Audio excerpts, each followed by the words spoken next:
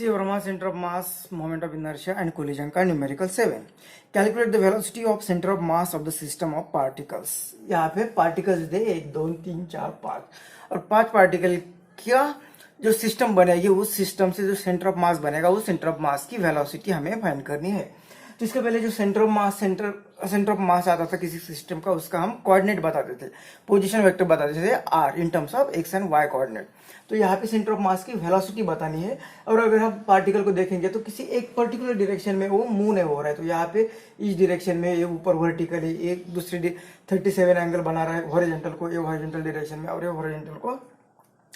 Downward direction में 2 metre पर second. ये अलग अलग डायरेक्शन में वेलोसिटी हर एक पार्टिकल की होगी। तो हमें क्या करना पड़ेगा, हर एक पार्टिकल की वेलोसिटी को रिजोल्व करना पड़ेगा along X axis and Y axis. तो उस पार्टिकल की एक्स डायरेक्शन में जो वेलोसिटी आ जाएगी उस सभी पार्टिकल के एक्स डायरेक्शन की वेलोसिटी वो जो कंपोनेंट होगा उसका समेशन करना पड़ेगा। तो वो होगा सेंटर ऑफ मास की वेलोसिटी अलोंग एक्स एक्सिस। उसी तरह से हमें इसका वाई कंपोनेंट जो होगा हर एक पार्टिकल के वेलोसिटी का, वो ऐड करने के बाद इस सिस्टम का जो सेंटर ऑफ मास होगा उसकी वेलोसिटी अलोंग वाई एक्सिस हम फाइंड कर सकते हैं सभी वाई कंपोनेंट की वेलोसिटी ऐड करने के बाद। तो इस तरह से सेंटर ऑफ मास जो होगा वेलोसिटी सेंटर ऑफ मास को हम लिखेंगे एक्स और वाई कंपोनेंट के फॉर्म में। तो यहाँ पे जो 5 पार्टिकल्स होगी इसे नाम देते हैं कि इस पार्टिकल को बोलते हैं M1, इस पार्टिकल को बोलते हैं M2, इस पार्टिकल को बोलते हैं M3, इस पार्टिकल को बोलते हैं M4 और इस पार्टिकल को बोलते हैं M5। इस तरह से 5 पार्टिकल हो गए तो उनके वेलोसिटी कंपोनेंट्स। तो इस तरह से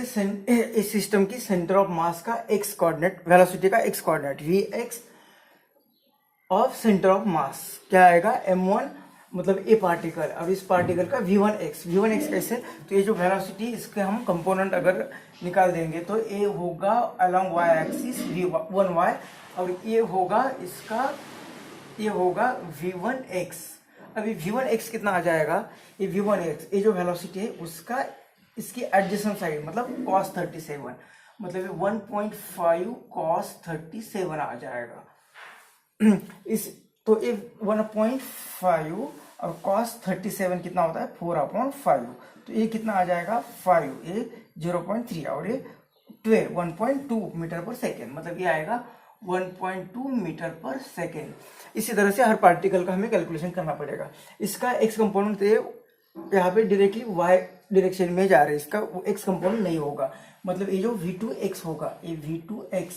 ये 0 आ जाएगा। इसी तरह से इस पार्टिकल का भी कंपोनेंट निकालते तो इस ये जो पार्टिकल है ये वेलोसिटी इसके 2 कंपोनेंट, एक होगा इस डायरेक्शन में और इसका एक्स कंपोनेंट होगा इस डायरेक्शन में।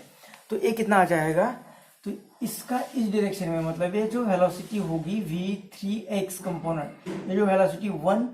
1 उसका cos 37 तो इस कितना मैग्नीट्यूड आएगा 1 इंटू cos 37 कितना होता है 4/5, तो ये कितना आएगा 4/5 ही आ जाएगा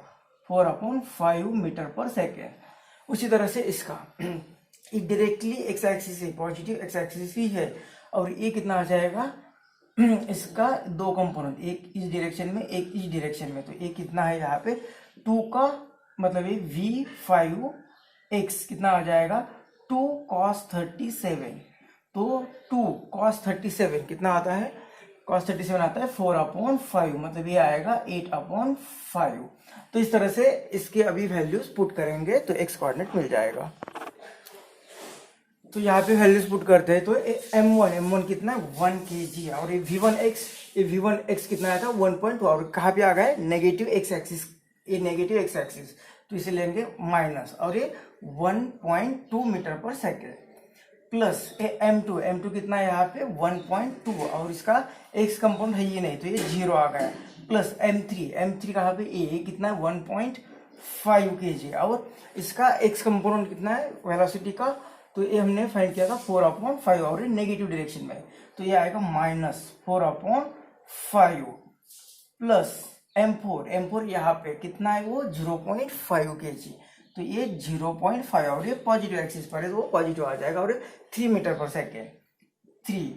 प्लस M5 ए कितना दिया है मास 1 kg और इसका x कंपोनेंट भी पॉजिटिव डायरेक्शन में है और वो कितना आया था 8/5 डिवाइडेड बाय सभी मासेस की एडिशन। सभी मासेस मतलब ये 1 kg प्लस 1.2 kg प्लस यहाँ पे 1.5 फिर यहाँ पे 4 वाला कितना था 0.5 प्लस इसका मास 1 kg। तो इस तरह से इसका अभी कैलकुलेशन कर रहे हैं हम। तो आ जाएगा, इसे ब्रैकेट सॉल्व कर देते तो ये 12 तो ये -1.2 ही आ जाएगा और ये 0 बन गया और ये 5 3 जा 0.3 और ये 4 जा 12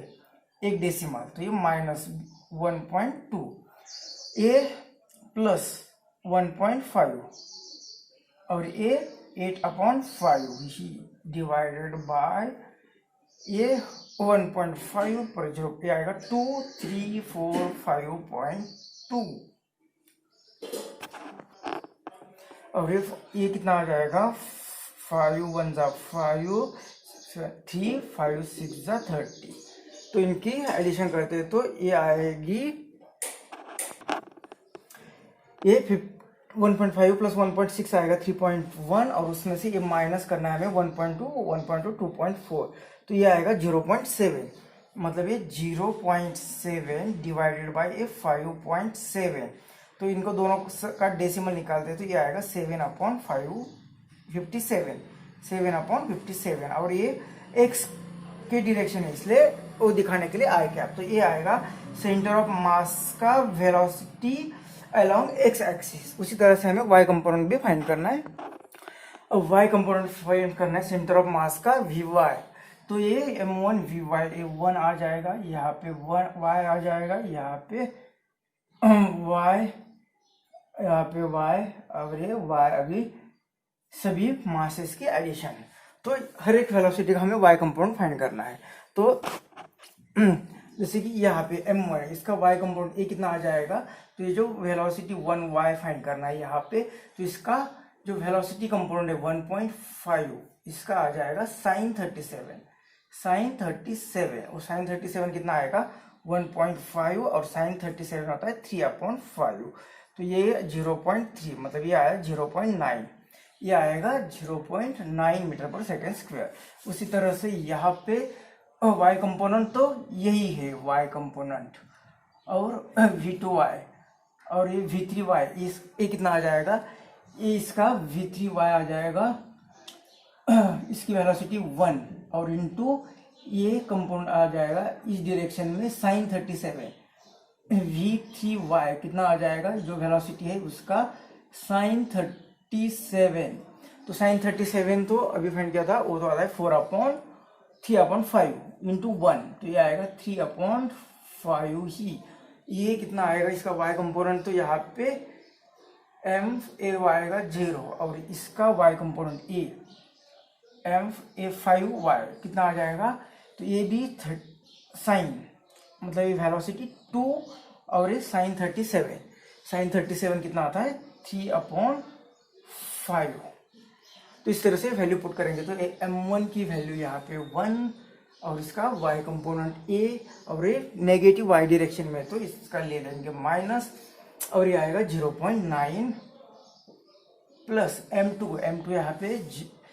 1.2 kg और ये पॉजिटिव एक्सिस पर ही है तो पॉजिटिव आ जाएगा और इसकी वेलोसिटी 0.4 प्लस m3 कितना है यहाँ पे 1.5 और इसका y कंपोनेंट वेलोसिटी का 3/5 तो ये आएगा 3/5 और ये m4 मतलब ये वाला इसका y कंपोनेंट है ही नहीं तो m4 0.5 और ये 0 प्लस इसका y कंपोनेंट इसका मास है 1 kg और इसका y component velocity along negative direction में तो ये माइनस ले लेंगे और ये 6/5 2 और ये 2 वेलोसिटी और इसका साइन का कंपोनेंट sin 37 3/5 तो ये आया 6/5 और इस तरह से सभी मासेस की एडिशन मतलब ये इसका मास 1 प्लस 1.2 प्लस 1.5 प्लस 0.5 प्लस ये 1 तो यहाँ पे कैलकुलेशन करेंगे तो ये आएगा माइनस 0.9 और ये 4.8 प्लस 448 और 2 डेसिमल प्लस ये 5 3 जा और ये 3 3 जा 9 0.9 प्लस ये 0 और ये प्लस 6 को 5 से डिवाइड करेंगे तो ये यहाँ पे तो माइनस आ जाएगा 6/5 और ये 5 1 जा 5 1 5 2 जा डिवाइडेड बाय सभी मासेस के एडिशन 1.5 प्लस 1.0.5 ये 2 3 4 5.2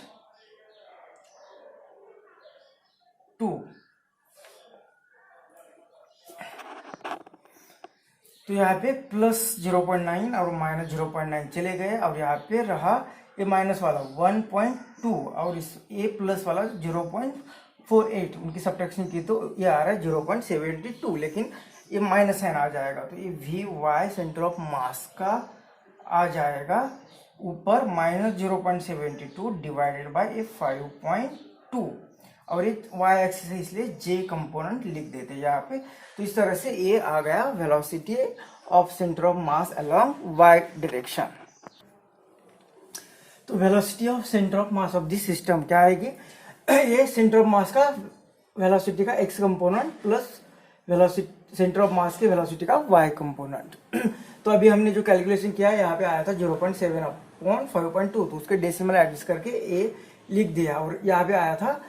0.72 डिवाइडेड बाय 5.2 तो उनके भी डेसिमल एडजस्ट करके ए लिख दिया। अब इस वेलोसिटी हमें फाइंड करनी है तो इसका रिजल्टेंट क्या आएगा, इस 7520 और इसका स्क्वायर प्लस मतलब रिजल्टेंट फाइंड कर रहे हैं और ये दोनों के बीच आया और जे दोनों के बीच में एंगल 90 होगा तो ये दूसरी जो लास्ट टर्म आती है 2ab cos थीटा वो 0 बन जाएगी। तो इसका स्क्वायर प्लस इसका स्क्वायर 72/520 का स्क्वायर। तो यहाँ पे थोड़ा सा अप्रोक्सीमेशन यूज करते, इसे 70 मान लेते तो ये क्या हो जाएगा 7520 इसका जो स्क्वायर होगा वो कॉमन ले लेंगे और ये 1 + 1 मतलब ये 2 आ जाएगी, रूट में 2 आ जाएगी और ये बाहर आके स्क्वायर रूट इसका चला जाएगा मतलब ये आएगा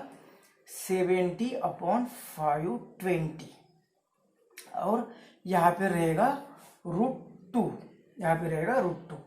तो इसका कैलकुलेशन आप कर देते हैं तो ये 0 गया और 7 से डिवाइड करते हैं अभी और √2 की वैल्यू लिख देते हैं यहाँ पे 1.414। तो 7 से डिवाइड करने के बाद तो इसे लिखते हैं 7 4 28 2 7 9 28 2 7 9 और 3 के बाद डेसिमल और डिवाइडेड बाय 52। तो इनका इसे लिखते 9 और यहाँ पे लिखते 10⁻⁻3। अब 9898 डिवाइडेड बाय 52 तो इसका डिवीजन करते हैं 52 1 जा 52 ये 8 - 2 6 और ये 4 और ये 9 तो ये होगा यहाँ पे 9 2 जा 18 1 9 45 46 तो ये आएगा 1 ये 18 और फिर डेसिमल तो ये 0 फिर ये आने के बाद 3 तो ये 19.03 तो ये वेलोसिटी सेंटर ऑफ मास की आ गई 19.03 × 10⁻⁻3। तो इसे इस साइड में लेने के बाद ये मीटर में होगा, मीटर में 2 डेसिमल गए तो इतने सेंटीमीटर तो एक डेसिमल यहाँ पे हटा देते तो ये आएगा 1.9। तो velocity of centre of mass आ गया 1.9 सेंटीमीटर। तो बुक में दिया है 2 सेंटीमीटर तो हमारा आंसर बिल्कुल करेक्ट है 2 सेंटीमीटर और यहाँ पे हमने यहाँ पे थोड़ा सा अप्रोक्सीमेशन यूज किया था तो उसके कारण और यहाँ पे माइनस आया था, ये माइनस आया था, इसमें तो कुछ प्रॉब्लम नहीं आएगा, ये माइनस आया था। अब ये वेलोसिटी तो हमने फाइंड किया, उसकी डायरेक्शन भी, क्योंकि हर एक पार्टिकल की वेलोसिटी अलग अलग डायरेक्शन में थे तो उसकी सेंटर ऑफ मास की वेलोसिटी भी बताना यहाँ पे पड़ेगा, तो डायरेक्शन बतानी पड़ेगी। तो कौन सी डायरेक्शन में सेंटर ऑफ मास की वेलोसिटी होगी, तो डायरेक्शन कैसे बताते हैं हम, tan थीटा से, मतलब ये V Y upon V X. तो वी वाई कितना था, ये 72/40, ये 520, और एक्स कंपोनेंट कितना है, उतना ही है, लगभग उतना ही है। तो ये tan थीटा कितना आ जाएगा, 1 आ जाएगा, इससे एक आंसर हो जाएगा और 1 आ जाएगा। मतलब थीटा कितना है यहाँ पे, और ये माइनस, तो थीटा कितना होगा 45 डिग्री, 45 होगी, और ये उसकी माइनस होगा। मतलब ये डायरेक्शन तो 45 आ रही है, ये हॉरिजॉन्टल है अगर, तो डायरेक्शन तो कहाँ पे होगी 45, और कहाँ पे वो वाई माइनस होगा, तो ये इस डायरेक्शन में उसकी वेलोसिटी होगी।